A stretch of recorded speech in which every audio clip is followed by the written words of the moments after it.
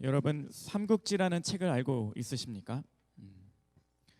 알고는 있으세요? 그러면 혹시 읽어는 보셨습니까? 삼국지를 인류 지혜의 보고라고 하는 사람들도 있습니다. 그 책에는 많은 사람들의 이야기가 나오고 그들의 인생과 그들이 서로 얽혀져서 보여주는 지혜, 처세술, 전략 등이 많이 나와서 그렇게 불리는 것 같습니다. 그런데 저는 아직 한 번도 읽지 않았습니다.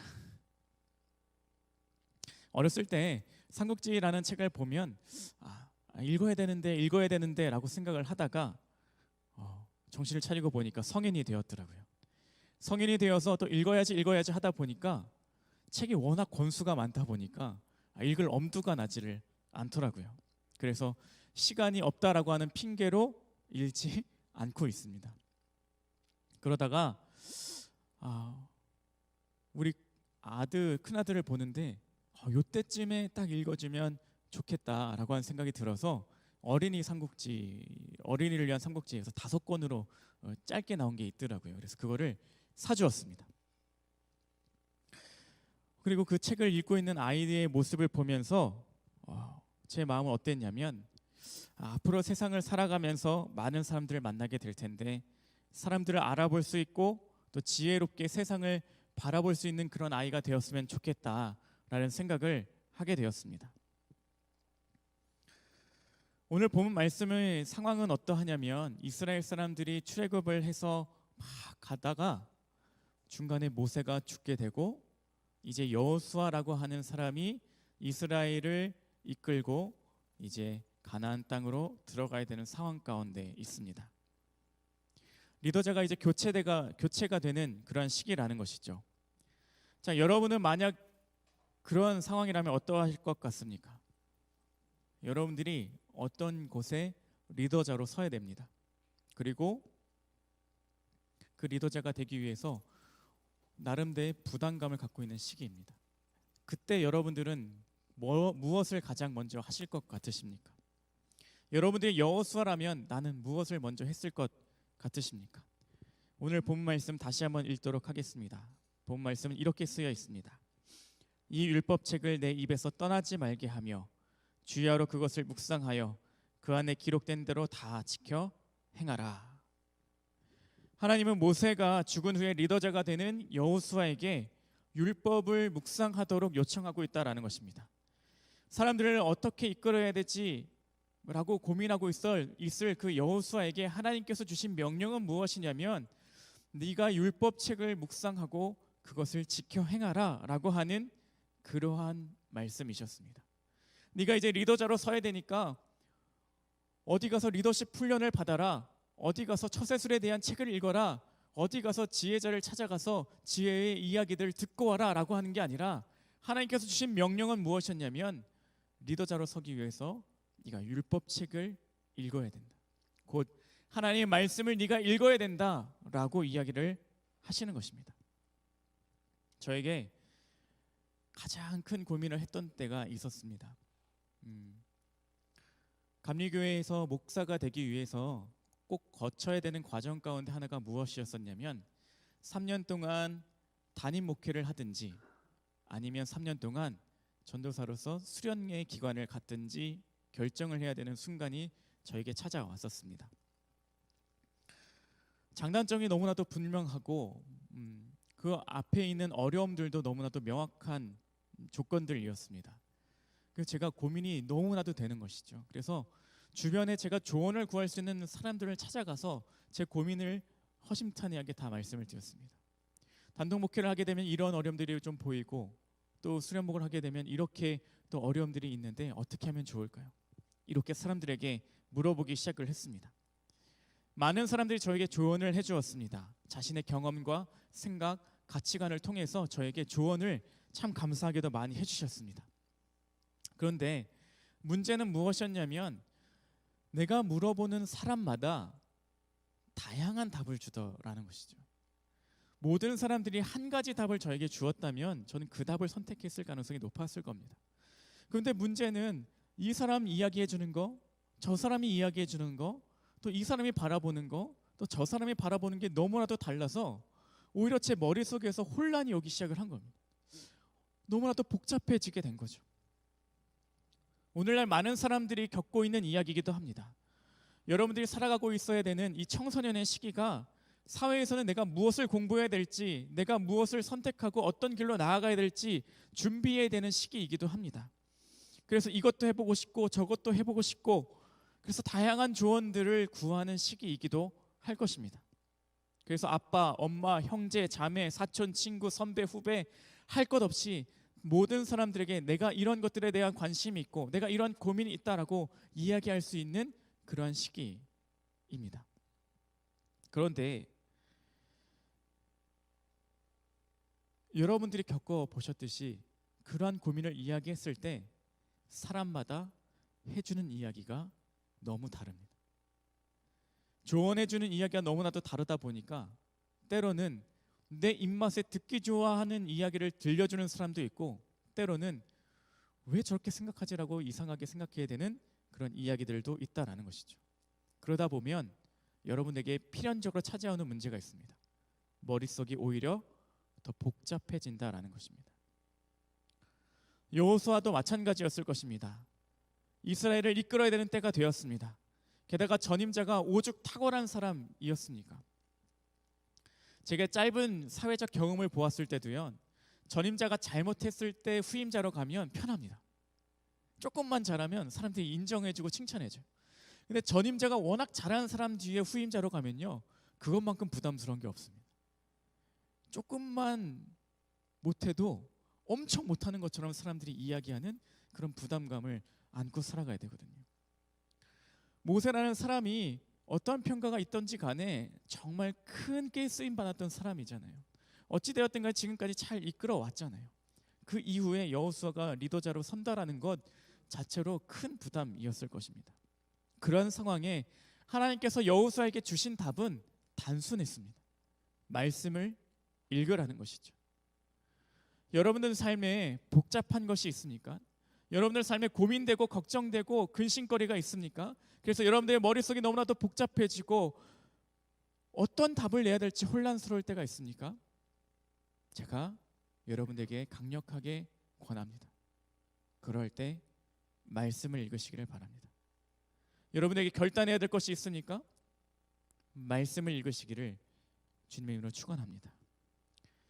그렇다면 하나님께서는 왜 여호수아에게, 우리에게 동일하게 지금도 말씀을 읽으라고 하시는 것일까? 가장 머리가 복잡한 그때에, 마음이 심란한 그때에 하나님 왜 말씀을 읽으라고 하실까? 열심히 더 뭔가를 준비해야 될 것 같은 시기에 하나님 왜 말씀을 읽으라고 했을까? 첫 번째는 우리가 좌로나 우로나 치우치지 않는 균형 잡힌 사람이 되어야 되기 때문에 그렇습니다. 7절 말씀인데요, 우리가 본문은 8절 읽었습니다만 7절 말씀에 이런 말씀이 있습니다. 율법을 다 지켜 행하고 우로나 좌로나 치우치지 말라라고 되어 있습니다. 우로나 좌로나 치우치지 말라. 한 가지 제가 고백할 것이 있다면 저는 장애인입니다. 장애인 등록증이 있는 그런 장애인 아니고요, 선택 장애가 있는 장애인입니다. 선택하는 게 너무 어려워요. 그래서 식사를 할 때도 너무 선택하기가 어려운 사람입니다. 여러 가지 선택하는 그 선택이 너무 어려워서요, 가장 좋아하는 데가 어디냐면 뷔페예요. 음식 하나 선정하는 게 너무 어려워서 뷔페 가가지고 여거저거 다 먹는 게 제일 마음이 속편해서 그렇습니다. 우리의 삶에도 갈팡질팡할 때가 있습니다. 무엇이 선인지 무엇이 악인지, 조직과 공동체를 위해서 무엇을 해야 좋을지 안 좋은지, 내가 이것을 하는 게 옳은지 아닌지 엄청나게 헷갈릴 때가 많고 선택의 순간들이 놓여져 때가 많습니다. 그래서 그 쉽게 선택을 하지 못하는 때가 있다라는 것이죠. 그런데 문제가 무엇인지 아십니까? 리더자는 늘 선택하는 자리라는 것입니다. 공동체에게 닥쳐져 있는 문제들을 가운데 해결책들 중에 선택하는 자리라는 것이죠. 여러분들의 삶에서도 마찬가지입니다. 여러분들의 삶에서도 여러분들은 선택하는 자리를 마주할 때가 있습니다. 그래서 어떤 사람은 오죽하면 인생은 B와 D 사이의 C다라고 이야기를 합니다. 그게 뭐예요?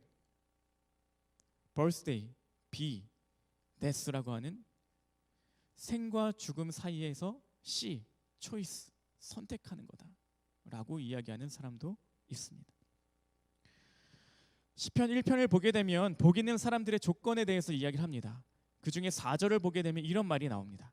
악인들은 그렇지 아니하며 오직 바람이 나는 겨와 같도다. 바람에 날리는 겨와 같이 사람의 마음이 계속해서 흔들리는 사람이 악이다라고 이야기를 하는 겁니다. 마찬가지로 하나님은 여호수아에게 말씀을 읽으라고 하는 것은 그 마음의 중심을 잘 잡으라고 이야기하는 것입니다. 그 삶에 어려운 문제들을 선택해야 될 때, 내가 무엇인가를 선택해야 될 때 마음이 갈팡질팡하고 좌로나 우로나 치우치는 사람이 아니라 마음의 중심을 잡고 살아갈 수 있는 균형 잡힌 사람이 되기 위해서 가장 먼저 해야 되는 것은 무엇이냐면 말씀을 읽으라는 것입니다. 우리의 삶의 가장 복잡한 순간에, 선택이 어려운 순간에, 여러분들의 혼란스러운 그 순간에 가장 먼저 해야 되는 것은 무엇이냐면 말씀을 들고 읽으라는 것입니다. 최근 사회는 기준이 무너진 사회를 살아갑니다. 사회적 합의를 이루면 무엇이든지 다 된다라고 이야기하는 사회를 살아갑니다. 그러다 보니 나타난 현상이 무엇이냐면 기준이 무너진 시대를 살아갑니다. 기준이 무너지니까 혼란스럽습니다. 기준이 무너지면 무엇이 옳고 그른지 선택하고 판단하기가 어렵다라는 것이죠. 그래서 청소년 시기에 가치관을 형성해야 된다라고 이야기를 많이 하죠. 가치관을 가져야 된다라고 하는 것은 무엇이냐면 내가 문제들과 삶을 대할 때 동일하게 늘 동일한 선택을 할 수 있도록 바라볼 수 있는 가치, 세계관을 가지라라는 것입니다. 더 정확하게는 선택관을 가지라는 것이죠. 내가 복잡한 순간에서도 단순하게 답을 내릴 수 있는 그 선택관을 가지라는 게 결국엔 세계관을, 가치관을 가지라는 이야기와 일맥상통합니다. 자, 그렇다면 여러분들은 기준이 무엇입니까? 여러분들이 복잡할 때, 여러분들의 문제 앞에서 선택을 하는, 답을 내리는 기준이 무엇이냐라는 것입니다. 성경을 캐논이라고도 말을 합니다. 사진 찍는 그 캐논 말고 그 캐논이라고 한 뜻은 본래 잣대라는 뜻을 가지고 있습니다. 오늘날로 표현하면 자라는 뜻이죠. 그러니까 성경 말씀은, 하나님이 주시는, 우리에게 주시는 말씀은 자라는 겁니다. 기준이라는 것이죠. 이 세상을 살아갈 때에, 선택할 때에, 나의 삶의 목적이 헷갈릴 때에, 내가 무엇인가를 혼란스럽지만 결론을 내야 될 때에 우리가 가장 먼저 붙들어야 되는 것은 무엇이냐면 하나님의 말씀의 잣대, 그 말씀으로 통한 자를 가지고 살아가야 된다라는 것입니다. 그것이 흔들리면 우리는 늘 복잡한 상황 가운데 살아갈 수밖에 없다라는 것이죠. 하나님이 여호수아에게 말씀을 읽으라고 했던 첫 번째 이유는 무엇이었냐면 네가 리더자로 설 때에 선택을 할 수 있는 기준을 분명하게 가지라는 것입니다.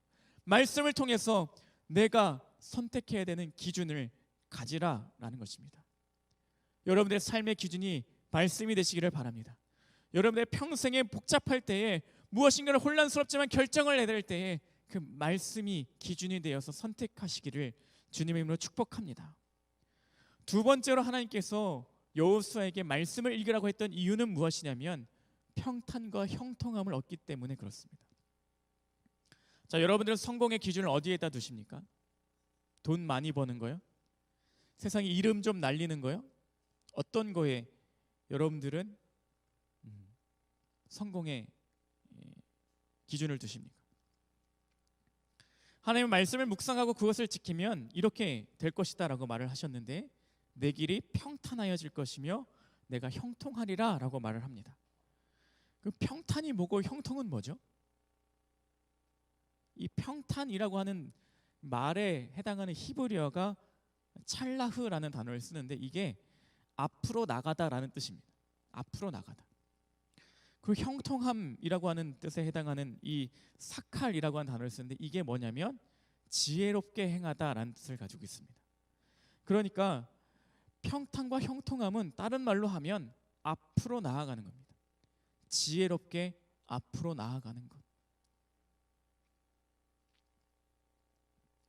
하나님께서 생각하시는 성공의 기준은 하나님 말씀에 기준하여서 앞으로 지혜롭게 나가는 것. 그것이 하나님께서 주시는 평탄과 형통함, 복의 기준이라는 것입니다. 하나님께서 성공을 기준으로 주시는 것은 세상처럼 돈 많이 벌고 하는 것에 기준을 두는 것이 아니라 하나님의 지혜로 앞으로 나아갈 수 있는 힘을 가지는 사람, 그런 추진력을 가지는 사람이 하나님께서 보시기에 성공한 사람, 복의 기준을 가진, 복을 가진 사람이 된다라는 것입니다. 우리의 삶에서 성공의 기준을 돈 많이 버는 것, 이름 날리는 것, 그런 것에 두게 되면 언젠가는 우리는 무기력함과 마주할 수밖에 없습니다. 때로는 나의 무능력함을 마주할 수밖에 없다라는 것이죠. 그런데 주님께서 주시는 지혜는 무엇이냐면 앞으로 나아가게 하는 것, 말씀의 힘을 얻어서 앞으로 나아가게 하는 것, 주저앉고 오히려 뒤처지라고 하는 것이 아니라 말씀을 기준으로 해서 살아가면 지혜롭게 앞으로 나갈 추진력을 얻는다라는 것입니다. 우리의 삶의 목적이 불분명할 때, 어떤 것을 선택해야 될지 모를 때 여러분은 말씀을 기준 삼아서 나아가시기를 바랍니다. 그 말씀을 기준 삼아서 지혜롭게 나아가시는 평탄과 형통함의 복이 있기를 바랍니다. 세 번째로 하나님께서 여호수아에게 말씀을 읽으라 하는 이유는 무엇이냐면 하나님과 동행함을 깨닫기 때문에 그렇습니다. 하나님께서 해주시는 말씀을 통해서 우리는 하나님께서 나와 함께 하시는구나라는 것을 깨닫게 될 때가 있다라는 것이죠. 그런데 말씀이 없다면 하나님께서 나와 함께 하시는지 아니하시는지 알지 못하는 경우가 더 많습니다. 이교학교, 그러니까 초등학생들 중에서 이 코로나 사태가 벌어지기 전에 슬기로운 교회 생활을 해가지고 아이들에게 질문지를 받은 적이 있습니다. 그래서 그 질문지를 통해서 전도사님 또는 제가 이렇게 해서 질문에 대한 답을 해주는 컨텐츠를 찍으려고 했었어요. 그래서 저에게 질문지가 2장이 들어왔었는데 그 질문지 2장 중에 하나가 무엇이었냐면 이거였습니다. 목사님이 제일 좋아하는 성경 구절이 무엇인가요? 알려주시고 왜 좋아하시는지 알려주세요 라고 하는 질문지가 저에게 들어왔습니다. 제가 가장 좋아하는 성경 말씀이 어디일까요? 물론 66권 다 좋아합니다 라고 이야기를 해야 될 수밖에 없는 저를 이해해 주세요. 자, 그런데 그 중에서도 한 구절을 저에게 찍으라고 한다면 저는 고린도전서 10장 13절을 망설임 없이 찍을 겁니다. 그 말씀은 이렇습니다. 사람이 감당할 시험 밖에는 너희에게 당한 것이 없나니 오직 하나님은 미쁘사 너희가 감당하지 못할 시험 당함을 허락하지 아니하시고 시험 당할 쯤에 너에게 피할 길을 내사 너희로 능히 감당하게 하시느니라. 이 말씀을 가장 좋아합니다. 이 말씀을 제가 언제 처음 접했냐면 고등학교 2학년 에서 3학년 넘어갈 때 요때 만났었습니다. 그때가 고등학생 때 대학의 입시라고 하는 그 무게를 막 갑자기 한 몸에 마음의 무게로 막 받을 때였습니다. 그때 당시로 따졌을 때 내 평생에 제일 무거운 무게, 인생의 무게를 짊어졌다라고 하는 그런 시기였습니다. 그때 너무나도 마음이 어려웠어요. 그런데 어느 후배가 이 성경 구절을 저에게 적어서 편지로 써준 거예요. 그래서 읽고서 이 말씀이 너무나도 힘이 되는 것이었습니다. 그래서 지금도 힘들 때마다 고린도전서 10장 13절을 꺼내 보면서 하나님께서 주시는 그 위로를 얻게 됩니다. 하나님은 힘들 때 또 우리에게 적절한 순간마다 말씀을 허락해 주십니다. 이렇게 후배를 통해서 저에게 편지를 전달되었을 때 접했던 말씀처럼, 또 때로는 이렇게 예배 시간을 통하여서 전달되어지는 말씀을 통해서, 때로는 지나가다가 아무 생각 없이 누가 중얼중얼되어지는 말씀을 통해서, 누군가와의 대화를 통해서 하나님은 끊임없이 우리에게 말씀을 허락해 주십니다. 그리고 그 말씀을 통하여서 하나님이 나와 동행하심을 깨닫게 해주시기를 원하신다라는 것이죠. 여러분들의 인생에 문제가 있다면 말씀을 꼭 읽으시기를 바랍니다. 내 삶의 선택에 혼란이 찾아올 때가 있다면 꼭 말씀을 읽으시기를 바랍니다. 하나님 그 말씀을 통해서 여러분과 동행하고 있음을 계속해서 드러내 주실 것입니다. 그리고 그 말씀을 읽을 때 나와 함께 하신 하나님, 나에게 모든 문제들을 해결해 주시고 같이 풀어가기를 원하시는 하나님을 만나게 되실 줄로 믿습니다. 우리는 말씀을 통해서 우리의 삶에 흔들리지 않는 기준을 가져야 됩니다. 그러기 위해선 첫 번째, 말씀을 늘 가까이 하는 삶을 살아야만 합니다. 내가 가까이 하는 것이 나를 규정하게 됩니다. 그 사람이 어떠한지를 보려면 친구들을 봐라 라고 하는 이야기가 있습니다.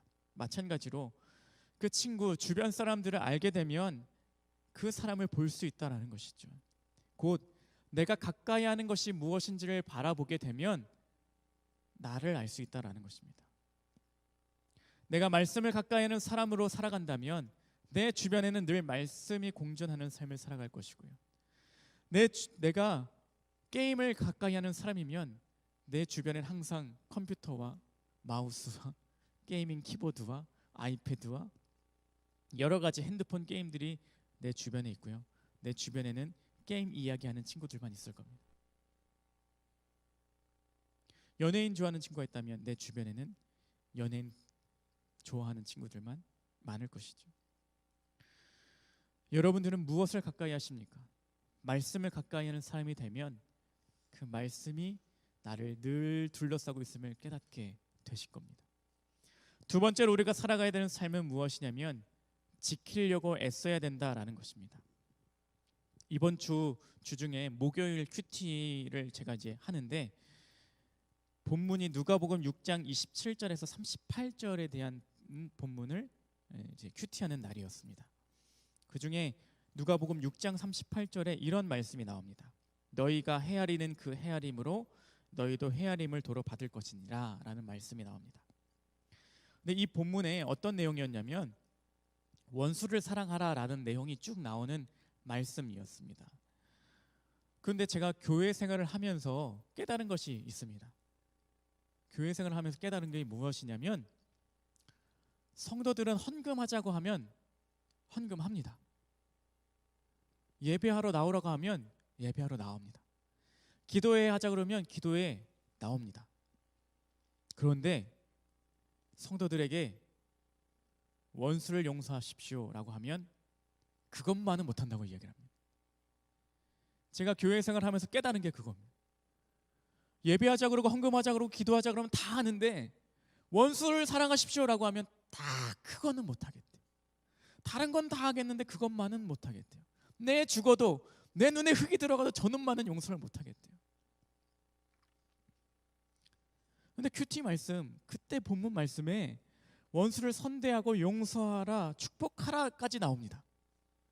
오죽하면 축복하라까지 나오거든요. 많은 사람들이 이 본문을 큐티할 때 접할 때 좋은 말씀으로만 여깁니다. 그런데 나의 말씀으로는 여기지 않습니다. 원수 사랑하라, 이거 좋은 말씀이네요. 근데 저하고는 상관이 없어요. 이렇게 살아간다고요. 좋은 말씀이지만 나하고는 상관이 없어요 라고 살아갑니다. 원수를 용납하고 용서하는 거요? 어렵습니다. 저 역시도 어렵습니다. 그러다 보니 저 역시도 삶에서 괴리가 느껴질 때가 있었습니다. 하나님 용서하라고 하는데 나는 저 사람을 죽어도 용서 못하겠고, 그런 순간들이 상당히 많았습니다. 아니, 앞으로도 많을 것 같아요. 하나님의 말씀하는 것과 내가 지켜내지 못하는 그 마음과의 그 싸움이 앞으로도 사실은 계속될 것 같습니다. 그래서 그날 큐티 본문을 들고서 엄청나게 고민을 했습니다. 예수님이 왜 이런 말씀을 하셔가지고 나를 이렇게 힘들게 하시지? 라는 불평까지도 묵상하게 되었습니다. 그러다가 이 말씀을 다시 한번 곱씹게 되었습니다. 헤아리는 그 헤아림으로 너희도 헤아림을 도로 받을 것이다.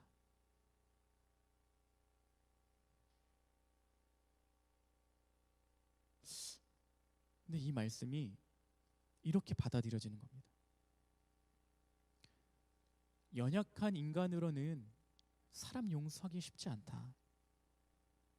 예수님도 그 사실을 모르지 않으셨을 것이다.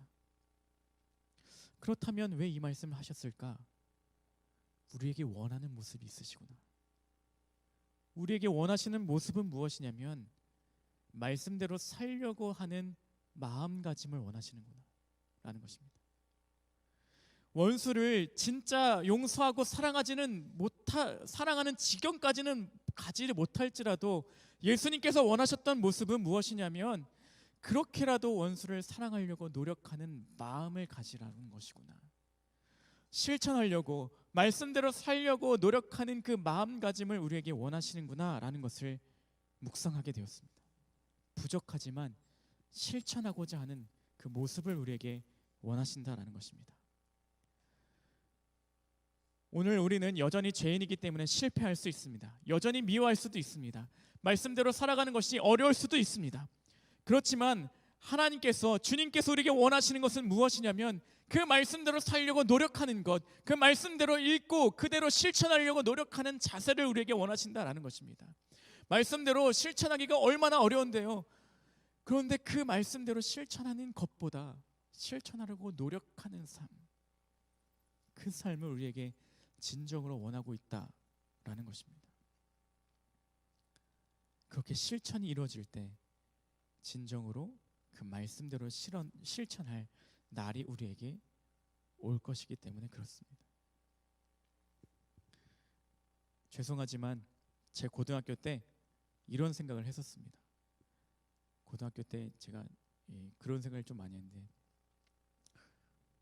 머리 염색하면 악마 새끼라고 생각을 했어요. 제가 그 정도로 참 보수적으로 신앙생활을 했습니다. 머리 염색하면 악마 새끼. 그래서 연예인들은 다 악마 새끼고 막 이렇게 생각을 했었습니다. 그런데 어느 날 어머니께서 미용실을 오라 그래가지고 미용실에 갔어요. 그래서 머리를 이발을 하고 머릿결이 좀 상했다고 코팅을 좀 이 미용사가 해줘도 되냐고, 그래서 하시라고, 머릿결 좋아진다는데 그걸 마다할 수 있겠습니까? 했어요. 근데 이분이 저한테 색깔을 넣은 코팅을 해준 겁니다. 제가 졸지에 염색한 사람이 된 거예요. 그런데 깨달은 게 있어요. 내 머리 색깔이 변했는데 겉의 색깔만 변했지 내 속은 안 변했구나 라는 생각을 하게 되었습니다. 그리고 나서 깨달은 게 겉보다 마음의 중심이 진짜 중요한 거였구나 라는 생각을 하게 되었습니다. 애쓰는 모습이 있을 때 우리에게는 사람을 정죄하는 게 아니라 긍휼의 마음이 있게 됩니다. 우리의 연약함으로 실패할 수 있습니다. 그러나 지키려고 애쓰는 모습이 우리의 자세가 된다면 우리는 그 말씀 따라 살기에 언젠가는 그 말씀처럼 될 수 있는 것을 깨닫게 된다는 것이죠. 제자로서의 삶을 다 살아낼 수는 없지만 살려고 노력할 때 우리는 진정한 예수님의 제자가 될 수 있다는 것입니다. 예수님의 제자들도 처음에는 예수님 부인했잖아요. 그런데 예수님의 제자가 되려고 말씀대로 살려고 노력하다 보니 끝끝내 목숨 걸고 지켜내는 사람이 되었잖아요. 오늘 우리에게도 그 말씀을 지켜내려고 하는 마음가짐이 있기를 바랍니다. 말씀을 나의 기준 삼고 살겠다라고 하는 그 마음가짐, 그리고 내가 흔들릴 때마다, 내가 머리가 복잡할 때마다 그 말씀을 읽고 말씀을 기준 삼아서 결론 내겠다라고 하는 그런 삶의 자세를 가지고 살아가시기를 주님의 이름으로 축복합니다. 참 미안한 얘기지만 앞으로도 여러분들에게 복잡한 순간들은 계속해서 찾아올 겁니다. 어려운 선택의 순간들은 계속해서 찾아올 것입니다. 그때마다 여러분들은 무엇을 가지고 선택하시겠습니까? 변하지 않는 하나님의 말씀을 기준 삼아서 살아가시기를 주님의 이름으로 축복합니다. 우리가 이제는 말씀을 잘 읽었으면 좋겠습니다. 그리고 말씀을 기준 삼아서 살려고 애썼으면 좋겠습니다. 우리 믿음의 친구들, 각자의 자리에서 말씀을 잘 읽어내시기를 주님의 이름으로 축복합니다.